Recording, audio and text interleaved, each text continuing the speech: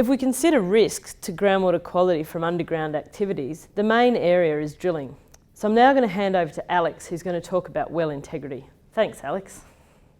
All right, thanks, Liz. Yes, I'll talk to you now a little bit about well integrity and what we need to see in terms of a regulatory perspective and what we want to see from companies, I guess.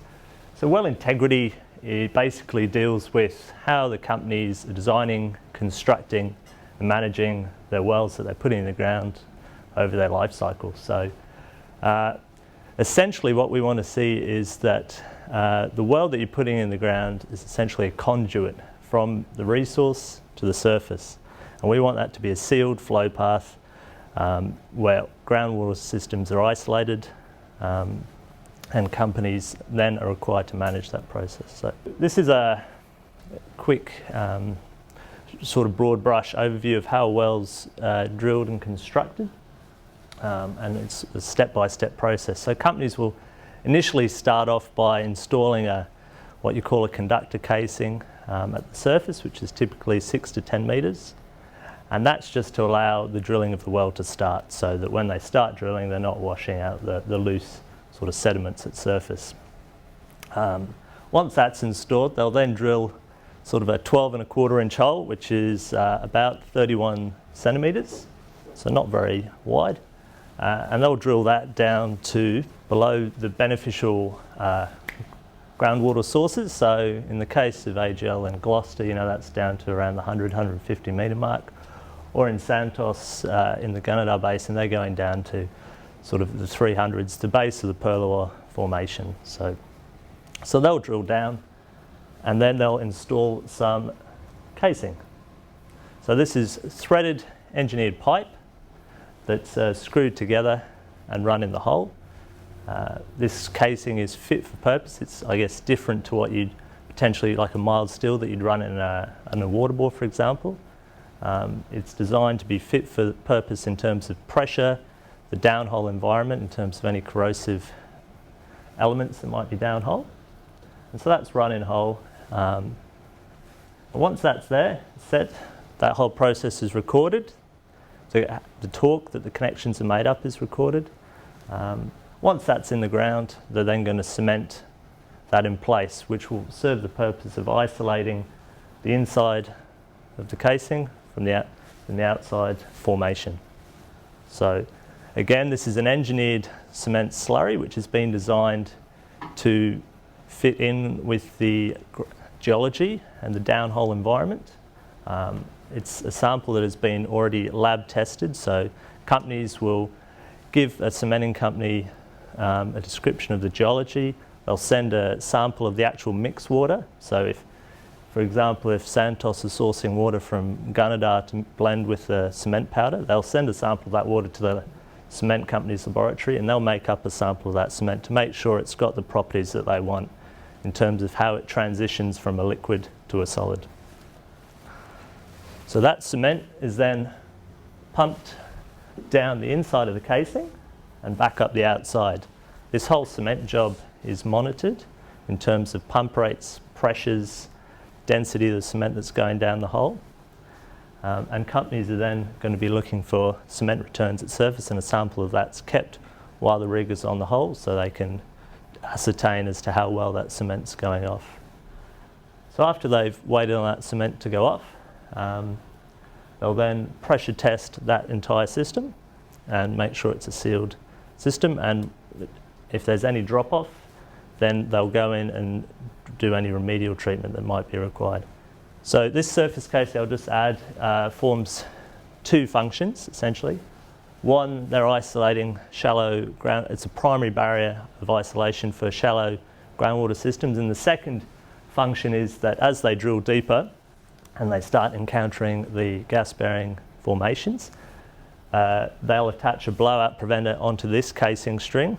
So if they do encounter a pocket of gas, that blowout preventer can be sealed, and that gas can be effectively safely circulated out of the hole, that gas bubble, without breaking down any of the formation below that casing string.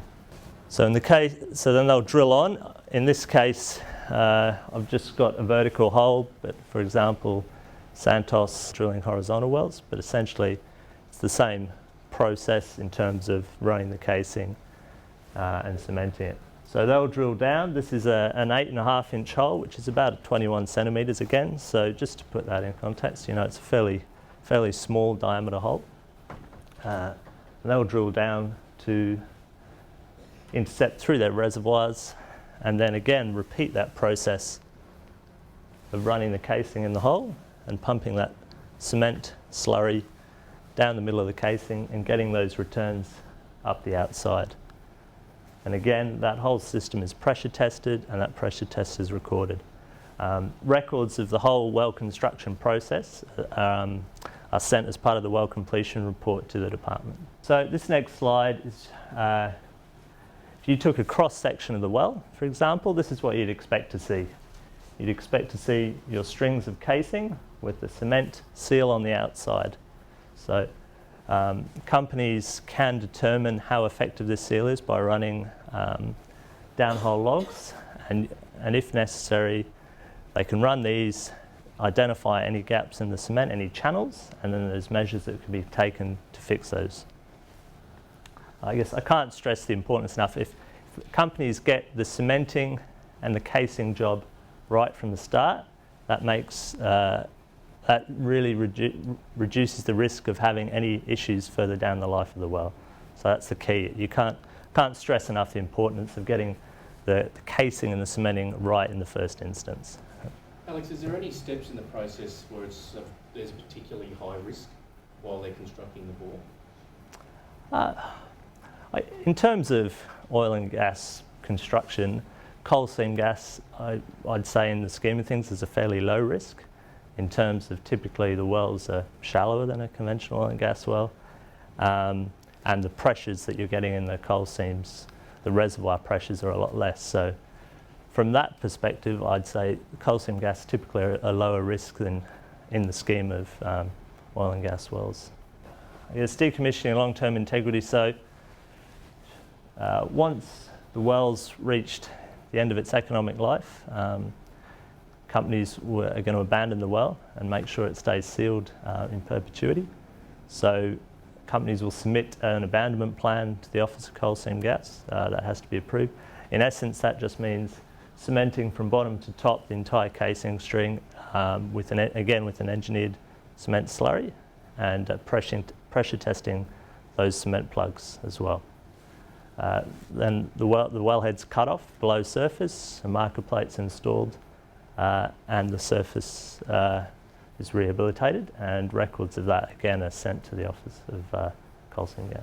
So this just steps through the life cycle of a well that companies are required to take into account well integrity.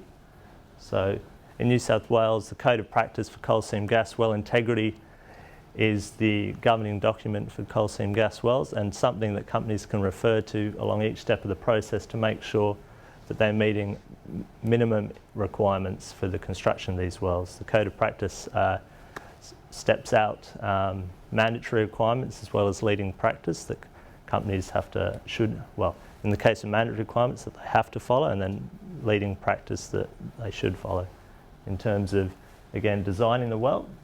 So conducting an initial risk assessment, submitting notifications to drill to the Office of Gas. Companies will often submit their entire drilling plan as well. They'll submit safety management plans, environmental management plans, and incident and emergency response plans as well. So, and then again, in terms of the construction, that process again, companies can refer to the Code of Practice. I guess then the main part of the operation of the well is that well produces for its 15 to 20 year lifespan. Companies are, again, it's an asset, they're required to have a management plan for those assets in place. And those wells, I guess, they're monitored 24 hours a day with remote telemetry, so they're monitoring gas flow and water production from those on a real-time basis, and they're really good indicators if there is something wrong with your well. For example, if you're producing salty water and all of a sudden that turns to fresh water, you're going, hang on, maybe I've got some connection issues. So these are all tools that companies can use to monitor the wells throughout their life. And I guess if there is, it's important to stress that if there is a problem, it's something that can be fixed. You know, casing can be repaired, cement voids can be repaired. So these are all things that have solutions to. And that's it. So I'll hand back to Liz now to talk about groundwater.